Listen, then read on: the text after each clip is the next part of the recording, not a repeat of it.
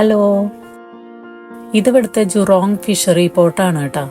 ഞങ്ങളിപ്പോൾ ഇവിടെ നിന്നാണ് മീൻ വാങ്ങാറ്, മിക്കവാറും ഇവിടെ നിന്ന് തന്നെയാണ്. ഈ ഫിഷറി പോർട്ടിൻ്റെ വീഡിയോ ഞാൻ മുൻപ് ഇട്ടിട്ടുണ്ട്, അത് കണ്ടിട്ടുണ്ടാവുമായിരിക്കും. അപ്പോൾ ഞങ്ങൾ ഇന്ന് കുറച്ച് മീൻ വാങ്ങാൻ വന്നത്. ഞാൻ ആദ്യം വന്നപ്പോഴാണ് വീഡിയോ എടുത്തത്, പിന്നെ ഞാൻ വരാറില്ല, ചേട്ടനും അനിയനും കൂടിയൊക്കെ വരാറ്.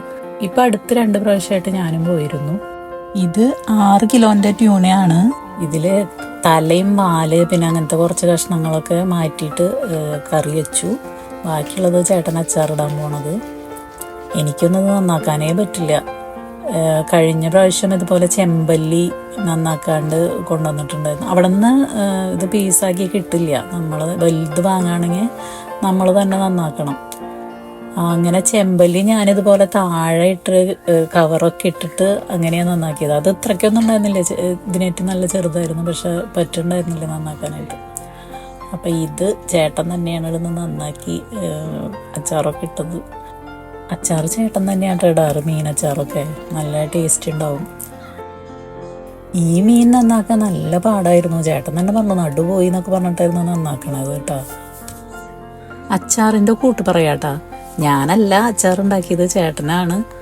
ചേട്ടൻ വോയിസ് കൊടുക്കണില്ല, എന്നോട് കൊടുത്തോളാൻ പറഞ്ഞു. അങ്ങനെ ഞാൻ ആ പണി എടുത്തതാട്ടാ. നമ്മളിവിടെ മീൻ വാങ്ങാൻ പോണത് രാത്രി 10:30-ക്ക് ശേഷമാണ് കേട്ടോ. അപ്പോഴാണ് അവിടെ തുറക്കുള്ളൂ.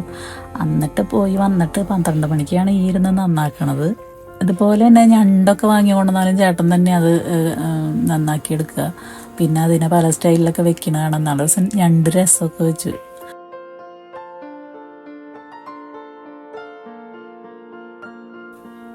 ഈ ചൂര നന്നാക്കി കഴിഞ്ഞ് കുറച്ച് മുളക് പൊടി, മഞ്ഞൾപ്പൊടി, ഉലുവപ്പൊടി, കുരുമുളക് പൊടി, ഉപ്പ്, വിനാഗിരി, വെളുത്തുള്ളി ചതച്ചത് അതൊക്കെ ചേർത്ത് മാരിനേറ്റ് ചെയ്തു. ഒരു രാത്രി അത് വെച്ചു കേട്ടോ. ചേട്ടനത് ഫ്രിഡ്ജിലാണ് വെച്ചത്.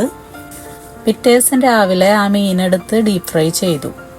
ഒരു ചീനച്ചട്ടിയിൽ ഉലുവ കടുക് ചൂടാക്കിയിട്ട് അത് തണുക്കുമ്പോൾ മിക്സിയിൽ പൊടിച്ചെടുത്തു.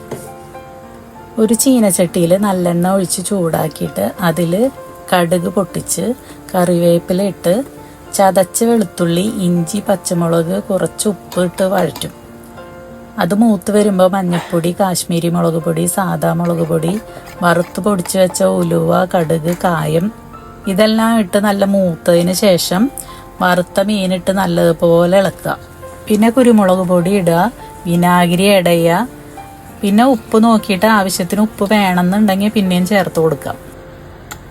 അങ്ങനെ അടിപൊളി അച്ചാർ റെഡി.